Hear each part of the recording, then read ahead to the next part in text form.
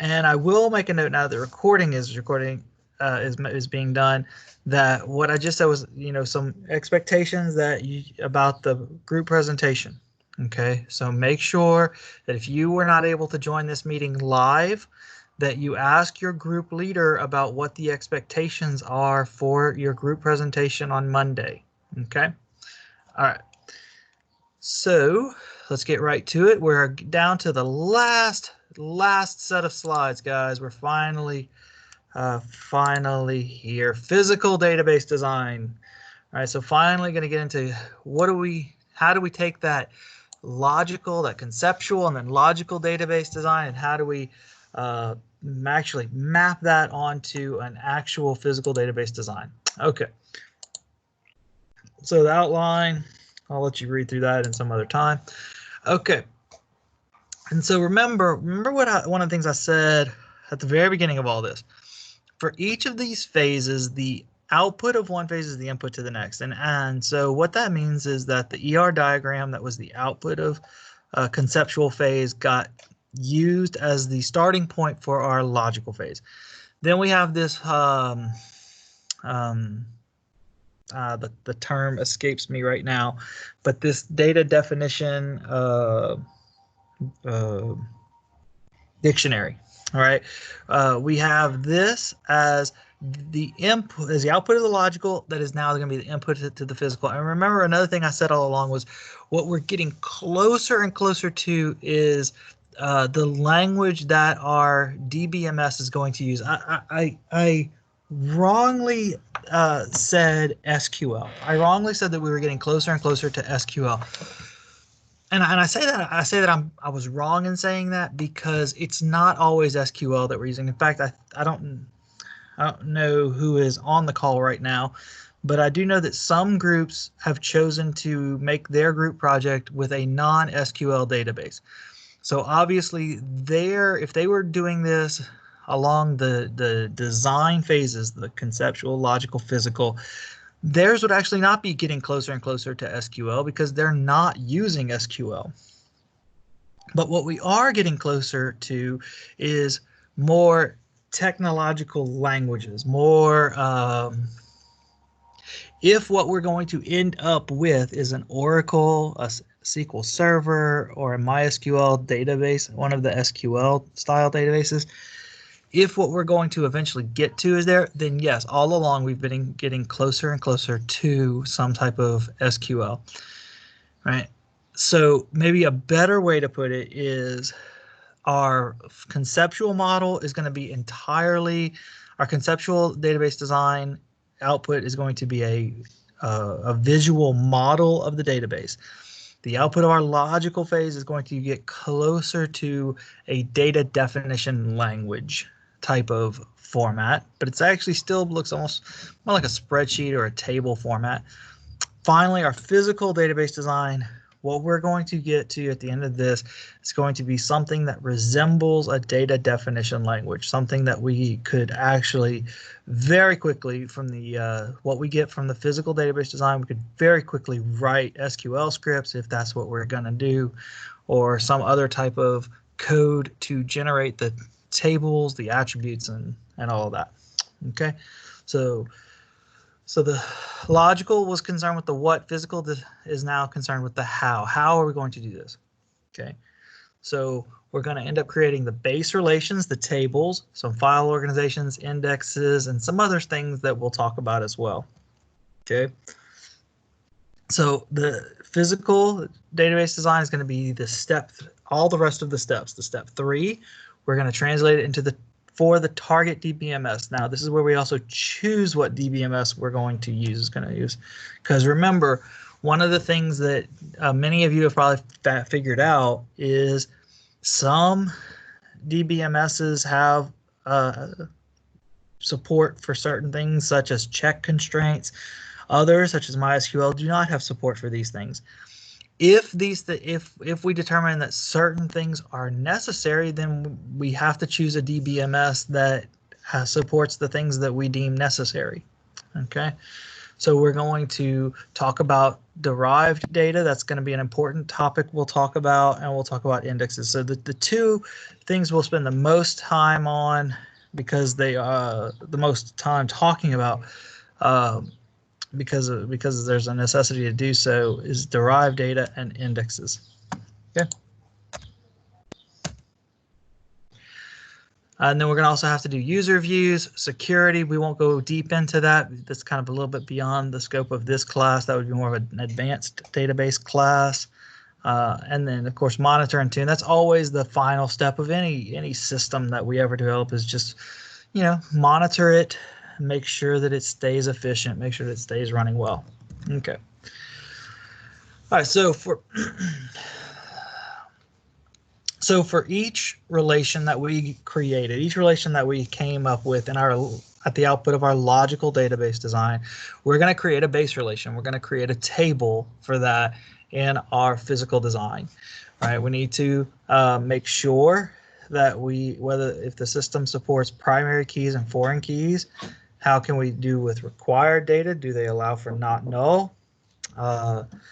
You know, what can they do the domains? Remember, MySQL doesn't allow for check constraints, so that's going to be a problem, right? If that's a requirement, but you want to use MySQL. Hold on just a second.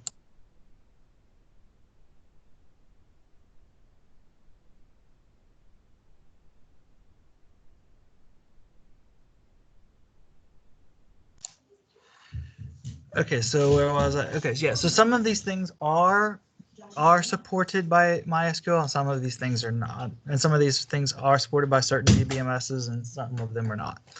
Okay. Now, for every relation, for every table that we need to have a name. So remember, when we merged at the end of that logical phase, sometimes we merge things. We need to make sure we have a finalized name of the relation. Okay, what is the name going to be? So let's say, and remember, one of the relations that got created in the middle of two of them, we talked about that from a many-to-many type relationship, created this middle table, right? So what happens if you have something like the student to the course relations, that they have a many-to-many relationship? You have students take many courses, courses have many students. So we need to what we would do is we would have a table in the middle of them, right? We would have a table where every row represents a student taking a course. So what do we call that table? Do we call it the student course table? Do we call it the course student table? Do we call it something else entirely? That's something for you to consider during these design phases.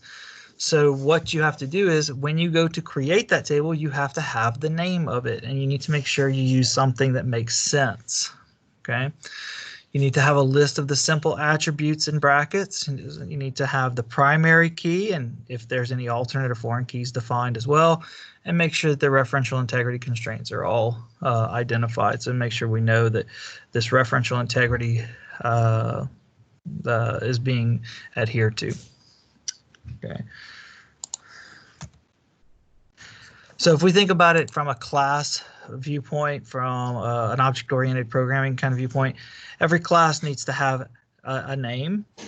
Every class needs to have a list of attributes, a list of variables, class variables, right? So we're just defining these, okay?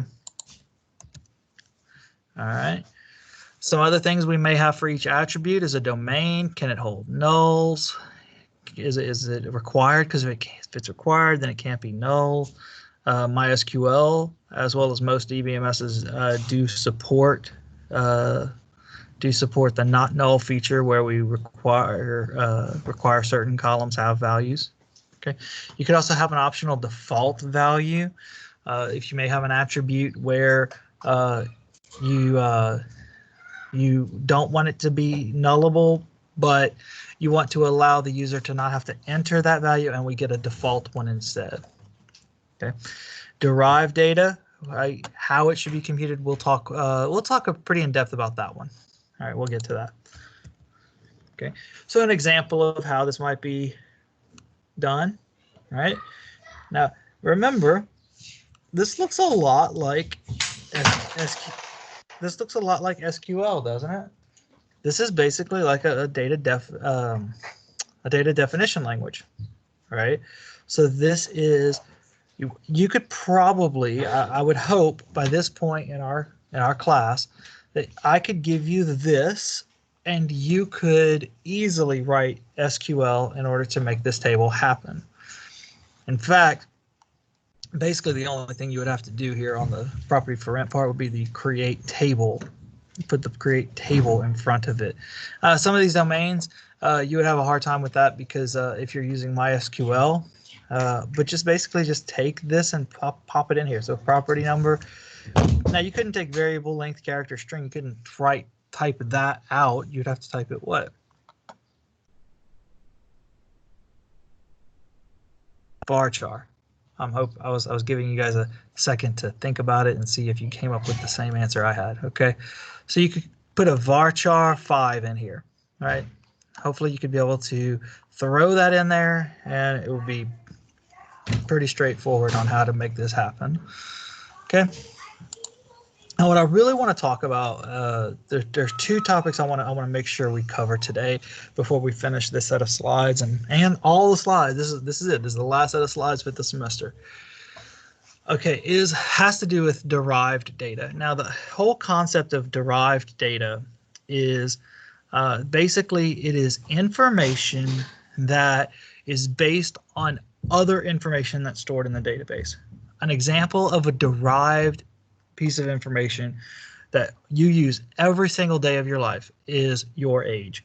Every time someone asks you how old you are, that is the answer you give them, the answer I give them is a derived piece of information. Because the actual information is not how old you are. The actual information is what day were you born, right? And so I was born when I was born, and so my age in number of years is based on that. It's derived. It's derived from something else. So there's two different possibilities for how we can store this in a database. One is to store it as an actual column. We could put it in a column. We could put everybody's age in a column, right?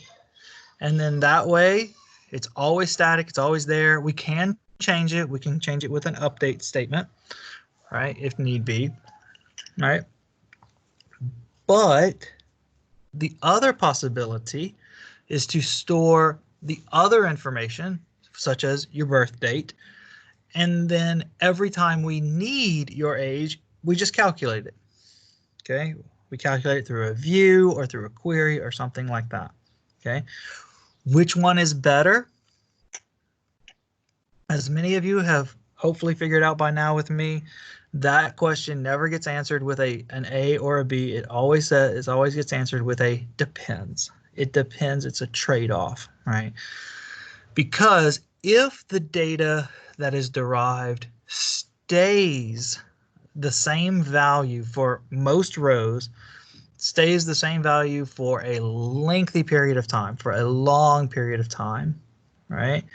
Then it might make sense to go ahead and store it as a piece of data, as a row, as a column. And the reason why is because if it costs something to calculate it, but we don't calculate it a lot, we just use it, it stays the same, and we don't have to change it very often, right? Then the cost to calculate it becomes low. But if, on the other hand, it's something that, quite frankly, we would have to run an update script, we'd have to write an update statement, every day. So, for example, if we were calculating the ages of every student at the university,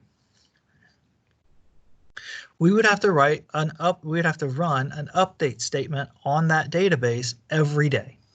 right?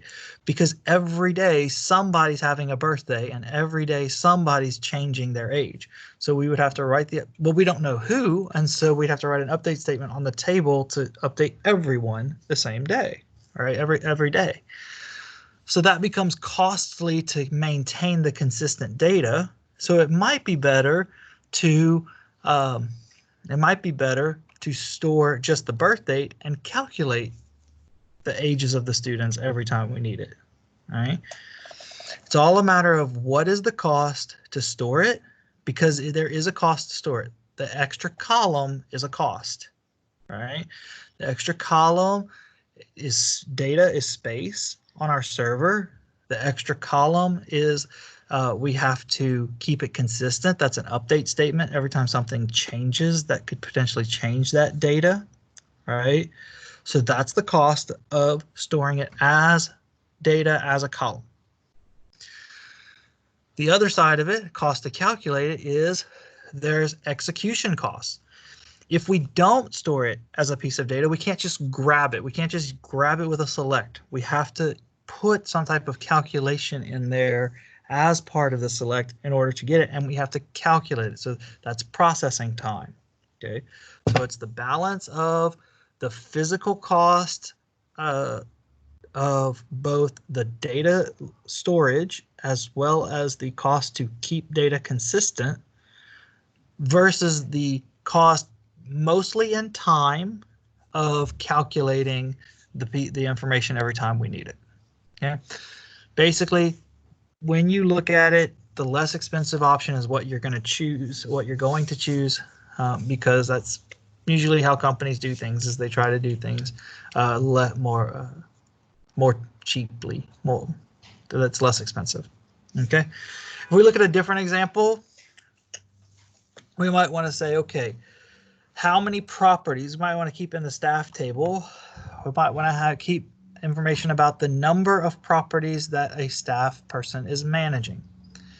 Now, the way that we can do this is we can either store this piece of information as a column, right, with particular values, or we can just store just the staff number over here in the property for rent, and just run a query. Count how many times SG37 appears, and we put that there. Count how many times SG14 appears. All right. There is no one right way to do this. It's all about how often will this change, and will we have to constantly be writing update statements, and running update statements in order to keep this data consistent, right?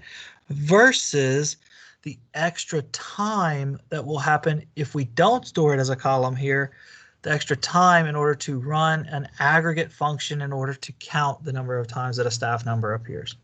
Okay, those two things, when we balance those two things and we figure out which one is going to cost us more in the long run, that we're going to end up choosing the one that costs less.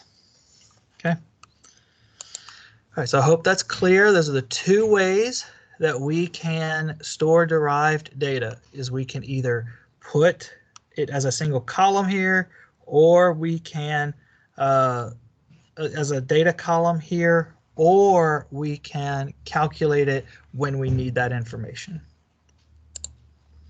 Okay, we can have some constraints. This would be, again, something that many DBMSs would provide. MySQL does not, to my knowledge. Okay, but this would be a way that we could have some type of constraint. Make sure that no staff has account more than 100 of properties that they are managing.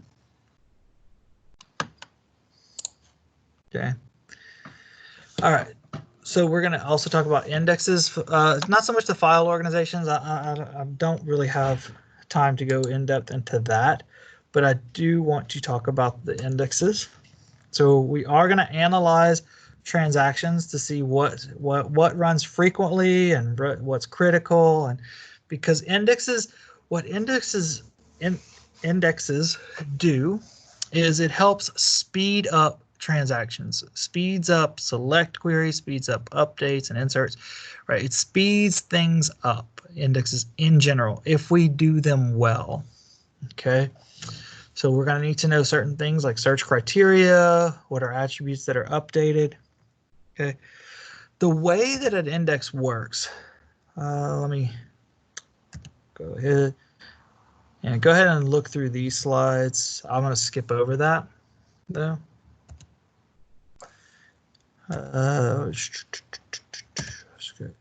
Okay.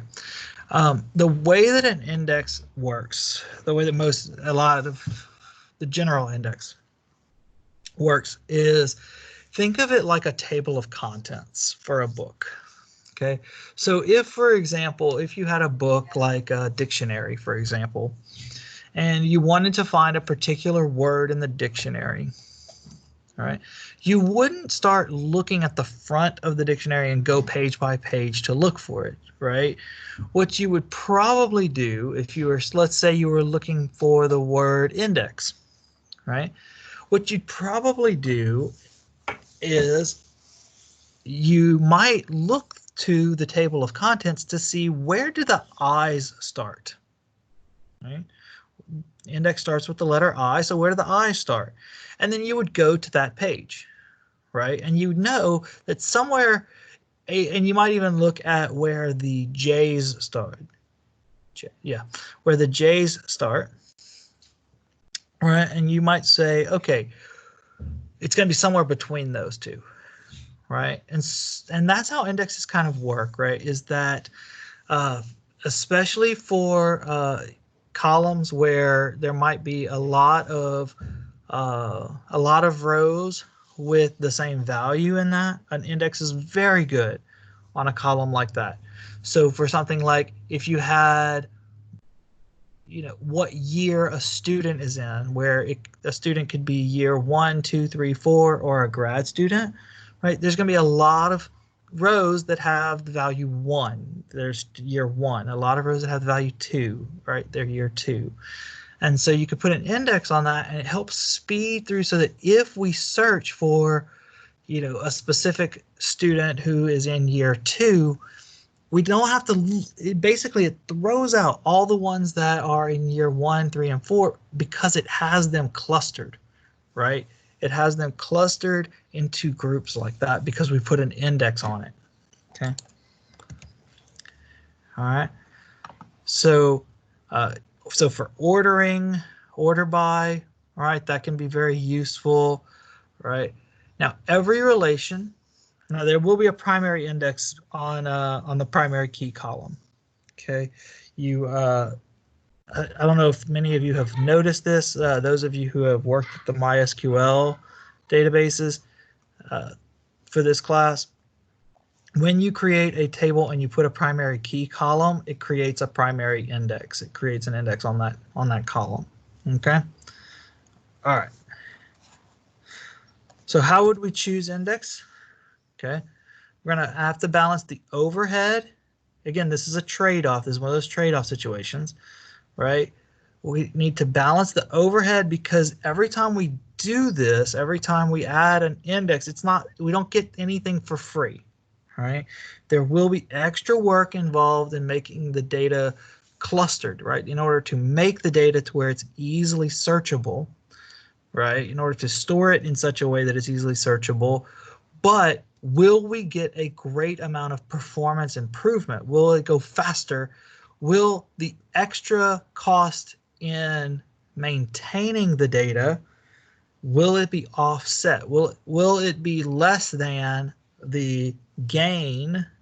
Will the problems be less than the gain that we get because it goes faster, right? And a lot of times we can't just know that in advance. We can't just look at our data and say, oh, it looks like it'll probably be okay. Unfortunately, we can't do that. A lot of times what we have to do is, unfortunately, a lot of times what we have to do is we have to run tests. We have to write queries, run them, see how fast they run, see if there's any bottlenecks on any columns. possibly put an index on there. In fact, I can tell you from a first-hand experience, I remember in one of my positions, we had a query that was running a lot slower than we wanted it to. We ran the query. The DBA determined that the bottleneck had to do with a specific set of columns on a particular table. So we threw an index on there and we went and ran the queries again, and guess what? It ran slower than it did before. So we removed the index and it went back to, it was faster, but still not as fast as we wanted it to be. And so, you know, we tried a couple of other different options of trying to add indexes to other columns. And eventually we ended up getting it down to the speed we wanted it to be. But it was a little bit of trial and error. And sometimes that's how it's going to work out, is you're going to have to just try an index on this column, try an index on these columns, and see how it works out. Okay. But one thing is, all right, some do's and do nots though is you don't want to index small relations. So if there's not a lot of rows, you don't need to index them, right? Because if it's not a lot, then it doesn't have a lot to search through. Okay. A couple of other ones that I want to point out and talk about. You know, index to a foreign key if it's frequently accessed. Yeah, because it's going to be a clustering, right? There's going to be a clustering of similar values for foreign key if it's what staff member is managing that property, right? Anything that's involved in selection or join criteria, order by or group by, right? If we're ordering by or grouping by some values, some rows or set of rows, we want to put an index on that. Especially think about it, the group by, it's all about clustering, right? It's all about putting things together to count them, to find the max of something involving that value, right? Okay. Okay, this is the one I wanted to talk about. Don't index attributes that consist of long character strings. Because there's so many differences, because there's so many different possible values with long character strings, we don't index things like people's names or class course descriptions. Numbers are definitely usually going to be an indexed column, especially if it's part of a primary key or if it's part of a clustering. So for example, in that student course table, right, we would definitely index the course ID, right? Because there's going to be a lot of duplicates on that. There's going to be a lot of clustering around that, right? So we don't want to index long character strings, and we also don't often want to make long character strings primary keys, right? Because it's hard to make sure that these things are distinct. It's hard to check for if they are the same. Because remember, this is all about clustering things together. If they're the same, it takes a lot of effort to figure out if a string of two strings of characters are the same. Okay, you have to make sure that they are the same character by character. Okay. So some final steps in the physical design, right? We're going to estimate the disk space. This is so that we can know what type of server we're going to be needing, right? Can we use an existing server? You know, can we just use something and just put our database on an existing server that exists? A lot of companies, what they'll do is, well, very large companies like your Amazons and Hepsi Buddha's and stuff like that, they're going to have multiple database servers. But you know, a large enough company, what you will have is you'll have 3 different servers. You will have a database server that stores all of your data. You'll have a web server that will house your website and your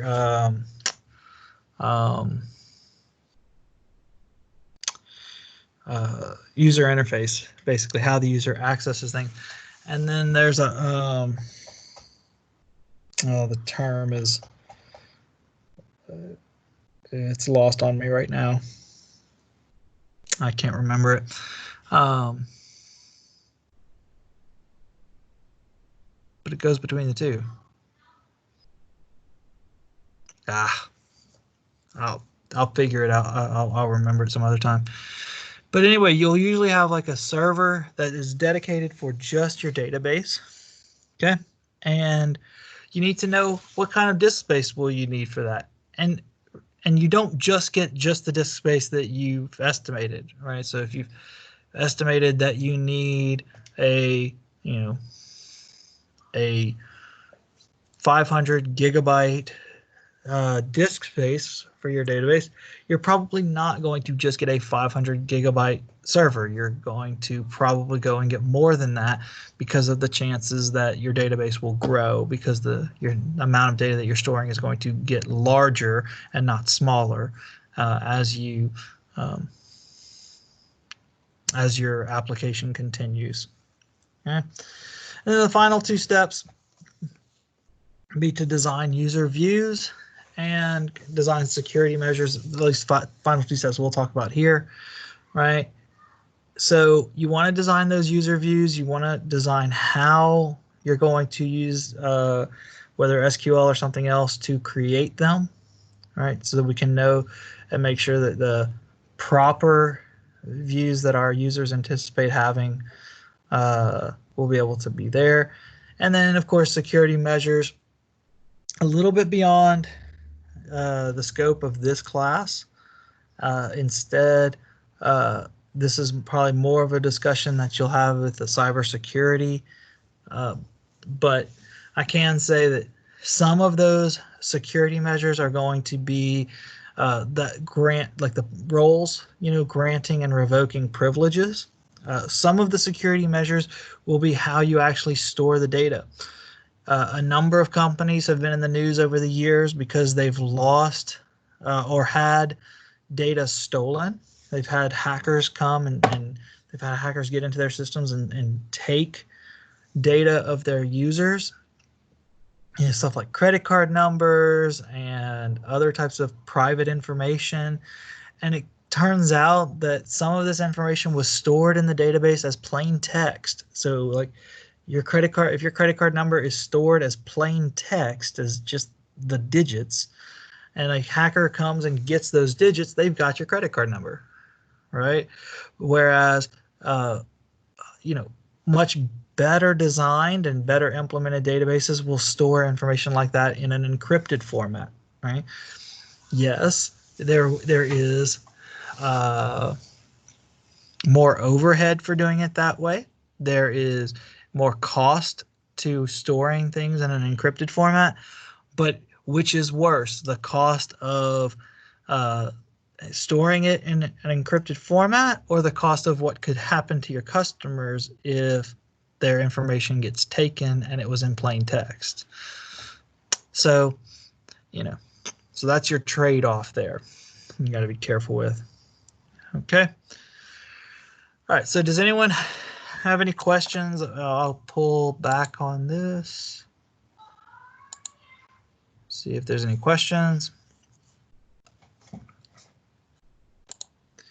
And it looks like not a lot of people are here. So again, one thing that I wanted to go ahead and follow up with about the group presentations, that's going to happen Monday. Make sure you're prepared for that. Make sure that you, if you're going to do a video, you have to have that submitted by class time 1:30 on Monday. Otherwise, it'll be considered late. What else? I guess other than that, I'll go ahead and I'll change it now, actually, because we got done with this a little bit early. But you guys got a quiz. So I would say pack up your pens and, pack up your phones and all that, but I really can't make you do that right now, can I? Okay, so I'm going to go ahead and post that now and make it go now. And you can get started on it. Those of you who stuck around to the end of this video, you got an advanced warning about this quiz here. So Let me let's change the scheduling here.